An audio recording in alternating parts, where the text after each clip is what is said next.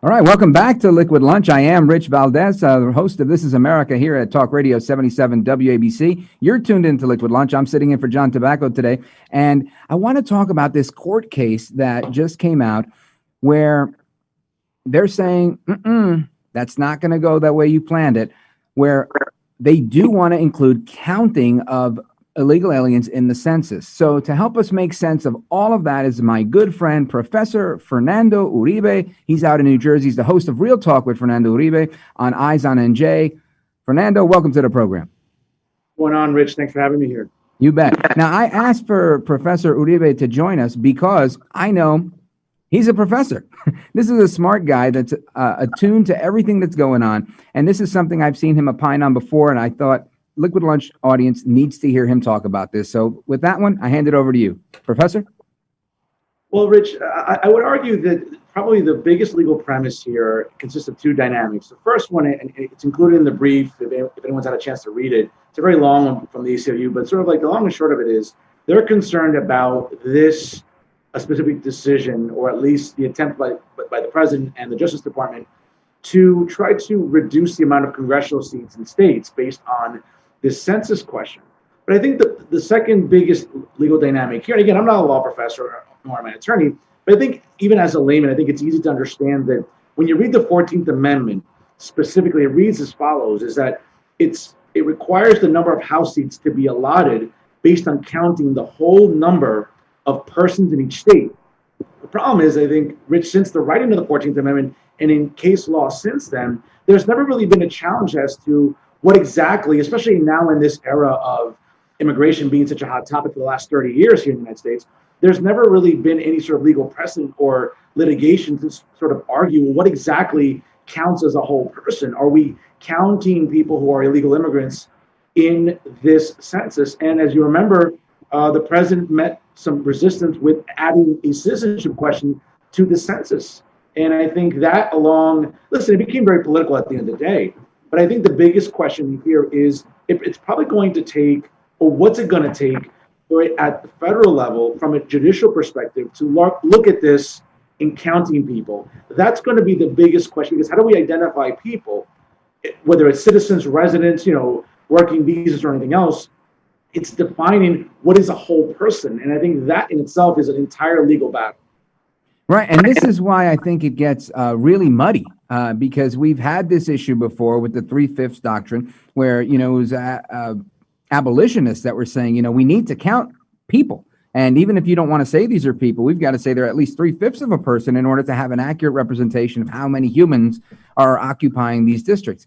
So with this coming about now, it's interesting because I know there's a lot of people on both sides that have different opinions. And I honestly, I'm not sure where exactly I am on the issue, because I think we need an accurate count in the census, but I also think we need to include the citizenship question. So count all the people, but make sure that, hey, these are citizens and these are not, so that we have an understanding of who's paying taxes and who isn't. I think that's fair, but some say I'm wrong. What say you?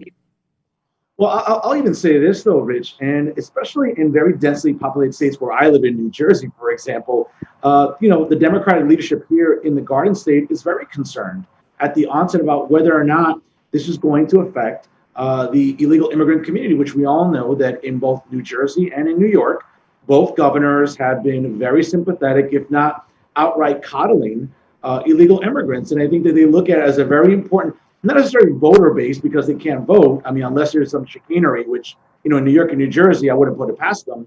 But I think it's also looking at what services and resources these districts in both New Jersey and in New York, for example, are going to be receiving if there isn't as accurate a census count as possible. If you realize it's September and there are still census drives going all around New Jersey, it never really goes this deep into a year. And I understand COVID has thrown a wrench into everything. But here in New Jersey, I'm seeing census drives, census workshops still in mid-September. And normally by this time of the year, Rich, like in 2010, this is when this wraps up.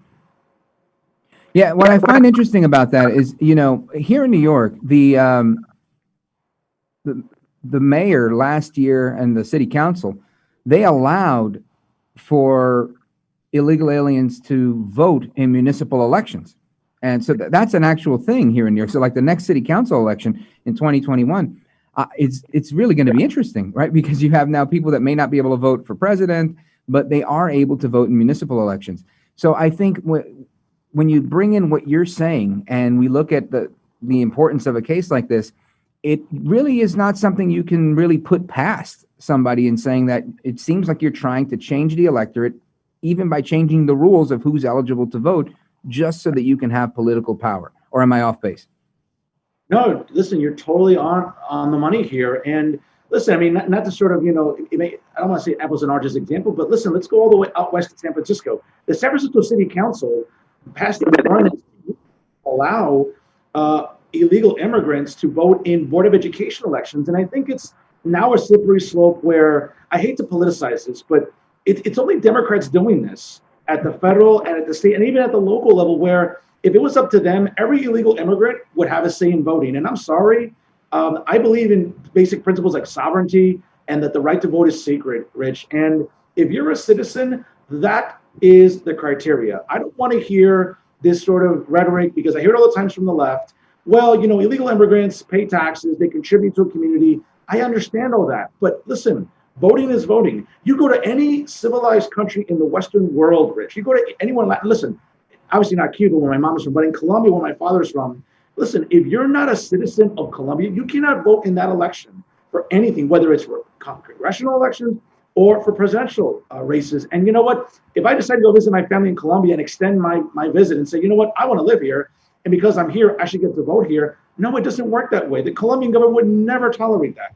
No civilized government in the world would do that, Rich. And I just find it odd that here we seem to be pandering to one specific part of a liberal base that seems like, oh, it's okay, let everybody vote because they're here. No, it doesn't work that way. Voting is sacred. If you're a citizen, you have the right to vote. If you're not, you shouldn't vote. It's that simple. Yeah, I think you're right. To quote the great one, he often says, we're a nation of citizens, not a nation of immigrants. And ultimately, that is what it is. We're a nation of citizens, and it's citizens that vote. So thank you for your time. Thank you for your analysis. That's Professor Fernando Uribe. I'm not sure if he's related to the former president of Colombia, Uribe, which we were just talking about. But Real Talk with Fernando Uribe with Eyes on New Jersey is his program. Check him out. Fernando, thanks for being with us. Thank you, Rich. All right. Now, up next, we've got the news of the day, and keep it locked right here because we're going to be going into a conversation with Pastor Greg Locke.